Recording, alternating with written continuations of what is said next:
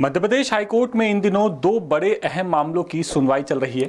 पहला मामला ओबीसी आरक्षण का है, जिस पर हाईकोर्ट रोज सुनवाई करता है। दूसरा मामला है प्रमोशन में आरक्षण का, जिस पर हजारों कर्मचारियों की निगाहें फिलहाल टिकी हुई हैं। इसी बीच प्रमोशन में आरक्षण मामले की सुनवाई जबलपुर हाईकोर्ट में टल गई है। बता दें कि प्रमोशन में आरक्षण मामले की सुनवाई जस्टिस विवेक अग्रवाल और जस्टिस विनय सराफ की स्पेशल डिविजनल बेंच में हो रही है। आज इस मामले की सुनवाई के साथ ही दोपहर 2:30 बजे जस्टिस आनंद पाठक और जस्टिस विनय सराफ की डिवीजन बेंच में 27% ओबीसी आरक्षण मामले की भी सुनवाई होनी थी।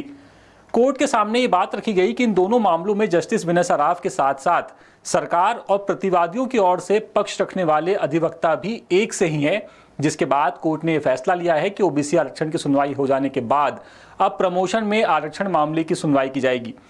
इस दौरान सामान्य वर्ग की ओर से अधिवक्ता मनोज शर्मा ने कोर्ट से यह कहा कि सरकार हजारों की संख्या में प्रमोशन कर रही है और अगर कोर्ट का फैसला प्रमोशन के विरोध में आता है तो इतनी बड़ी संख्या में प्रमोशन को वापस से रिवर्ट करना एक बड़ी समस्या बन सकती है। सरकार की ओर से सीनियर अधिवक्ता CS वैद्यनाथन वीडियो कॉन्फ्रेंसिंग के जरिए पेश हुए थे, जबकि महाधिवक्ता प्रशांत सिंह कोर्ट में ही मौजूद थे। महाधिवक्ता ने कोर्ट को बताया कि सभी प्रमोशन कोर्ट के अंतिम फैसले के अधीन है। इसके बाद उन्होंने कहा कि अगर कोर्ट का फैसला सरकार के खिलाफ आता है तो ये सभी प्रमोशन वापस कर लिए जाएंगे। कोर्ट ने इस बात को रिकॉर्ड पर लेते हुए महाधिवक्ता के आश्वासन को इस बार अपने आदेश में लिख लिया है, यानी आगे सरकार ये नहीं कह सकती कि बात कोर्ट के रिकॉर्ड में नहीं थी।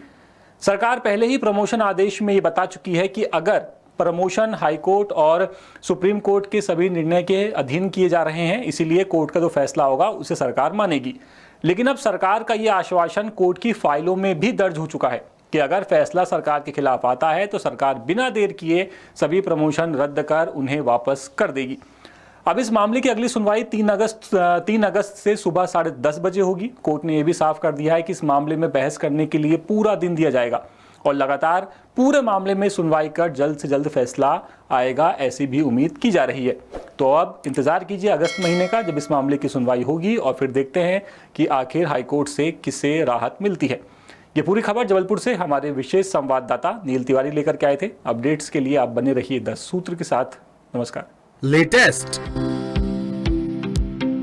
इन्वेस्टिगेटिव और इन डेप्थ खबरें देखने के लिए ज्वाइन कीजिए द सूत्र का व्हाट्सएप चैनल, सब्सक्राइब कीजिए यूट्यूब चैनल, लाइक कीजिए फेसबुक पेज और पढ़ते रहिए www.daसूत्र.com।